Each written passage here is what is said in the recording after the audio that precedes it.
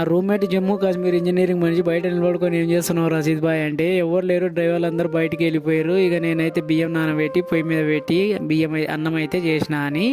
అంటున్నాడు అనమాట. అన్నం చేస్తే ఇక తినొచ్చు కదా రషీద్ భాయ్, మళ్ళీ ఎందుకు వెయిట్ చేస్తున్నావు, మళ్ళీ హాస్పిటల్కి పోవాలి కదా, బాబా హాస్పిటల్ ఉన్నాడు, గ్రాండ్ ఫాదరు, టైం అవుతుంది కదా అంటే, ఏం చేయాలి,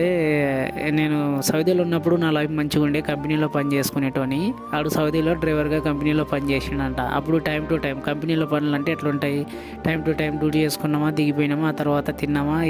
తిరిగినామా, ఎక్కడ పోయినా కానీ అడిగేటోడు ఉన్నాడు. ఇక వాడేమంటున్నాడు అంటే, కోవేట్ ఇంట్లో డ్రైవర్ పనికని నేను వస్తే నన్ను వేరే పనికి పెట్టినారు, అడ్డమైన పనులు చేపిస్తున్నారు, అట్లా ఇట్లా అనవసరంగా వచ్చినా ఇరకపోయినా అని వాడి భాషలో చెప్పి వాడు బాధపడుతున్నాడు. వస్తే వచ్చినావు ఎట్లా వచ్చినావు అంటే, ఇప్పుడు సంవత్సరం అయిపోయింది వాడు వచ్చి, సంవత్సరం అయిపోయింది, ఇంకా 4-5 నెలలు ఎట్నో కళ్ళు మూసుకొని చేసుకొని కష్టపడితే పని అయిపోతుంది కదా,